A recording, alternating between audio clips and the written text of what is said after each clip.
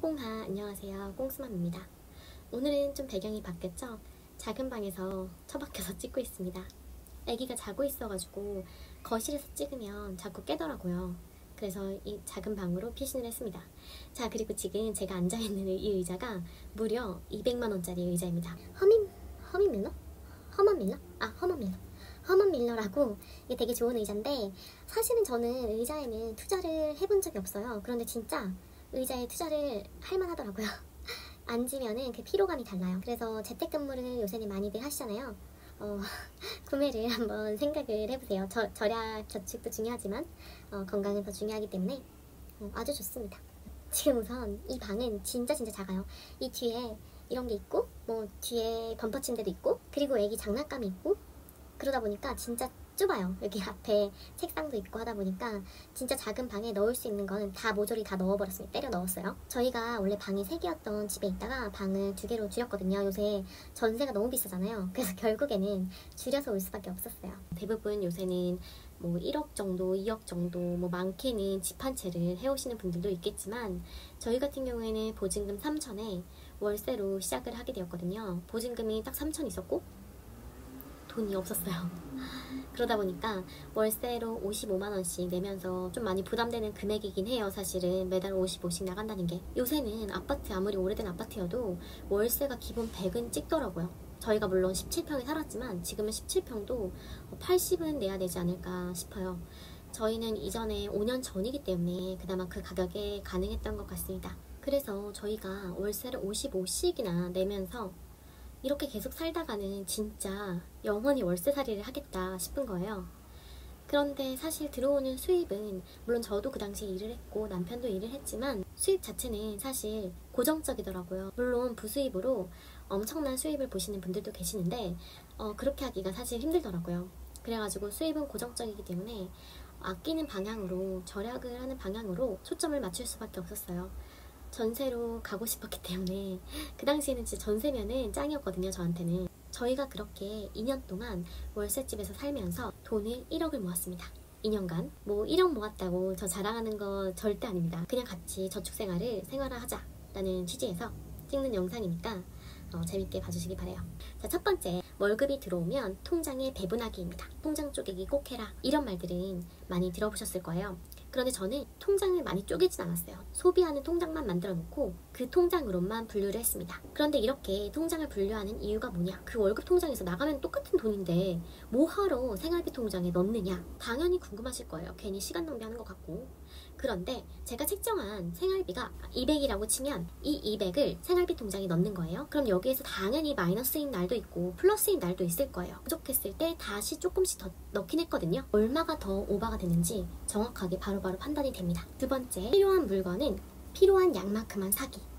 대부분 분들이 화장품도 그렇고 뭐 기저귀도 그렇고 특히 애기용품들은 많이들 쟁여놓거든요. 세일하는 기간이 있다 보니까 세일할 때 많이 쟁여놓으면은 되게 이득 본 것 같고, 이 정도면 내가 진짜 절약을 했어 라고 생각이 들잖아요. 그러다 보니까 많이들 쟁여놓으시고 미리미리 엄청난 양을 사서 집에다 보관을 하시거든요. 그런데 저 같은 경우에는 세일의 유무와 상관없이 필요할 때 그 필요한 양만큼 아주 소량으로 사놓고 사용을 하고 있습니다. 그런데 이게 언뜻 보기에는 되게 할인을 받지 못하기 때문에 마이너스인 것 같지만, 결론적으로 많이 쟁여놨을 때는 사실 사용하지 못하고 버려지는 양도 있을 수가 있습니다. 화장품 같은 경우에도 유효기간이 지나면 결국에 버려지는 거기 때문에 화장품도 저는 그때그때 세일, 뭐 올리브영 세일한다 어쩌고저쩌고 하잖아요. 그런 거 필요 없이 그냥 필요할 때만 소량으로 사서 구매를 해서 쓰고 있습니다. 이런 경우에 또 한 가지 좋은 점은 생활비가 어느 달에는 엄청 폭발적으로 늘고 어느 달에는 폭발적으로 줄고 이런 부분을 막을 수가 있어요. 언제나 소량으로 필요한 만큼만 사기 때문에 그런 것도 지출을 줄일 수 있습니다. 세 번째, 전달과 항상 비교해서 계획을 세우기. 전달에 내가 얼마나 총액을 썼는지 이건 굉장히 중요해요. 이게 가계부를 쓰는 목표거든요. 가계부를 그냥 의미 없이 이렇게 쓰는 거는 아무 의미가, 진짜 노 의미입니다. 가계부를 쓰는 이유가 결국에는 총액을 계산해야 돼요. 단순히 오늘 얼마 썼고 어제 얼마 썼고 그저께 얼마 썼고 이런 건 아무짝에도 쓸모없습니다. 그저 손만 아픈 겁니다.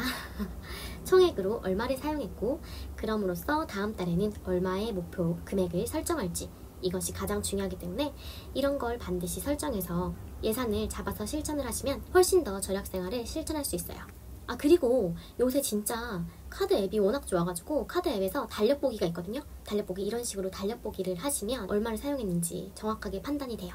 그래서 무지출 데이도 있으면 좋고, 뭐 지출을 얼마 했고 어느 날은 진짜 많이 지출을 했고, 이런 걸 한눈에 파악하기 좋기 때문에 이런 앱을 활용하시면 더 좋을 것 같아요. 저의 경우는 국민카드 앱인데 다른 앱에도 분명히 있으리라고 생각합니다. 그리고 마지막 네 번째는 생활비 카드를 통일하기입니다. 생활비 카드가 막 A, B, C, D 4가지나 되면 우리가 하나씩 최소 금액 30만 원을 맞추려고 사용을 하게 되잖아요.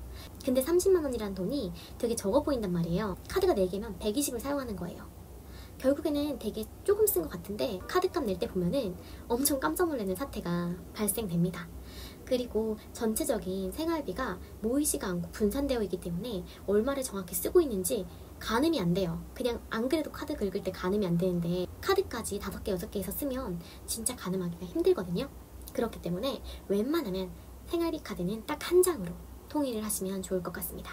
물론 가족 구성원이 와이프가 남편이 사용해야 되는 카드가 뭐 한 장이 더 있어야 될 수도 있어요. 그럴 경우에는 2장으로 분류를 해서 사용하시면 되긴 하지만 웬만하면 카드는 개수를 줄이시길 바랍니다.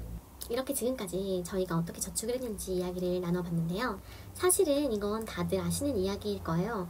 그런데 그래도 알아도 다시 한번 들어주시고요.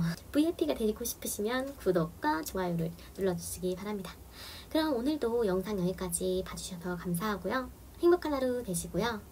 오늘도 열심히 파이어족이 되는 그날까지 꽁빠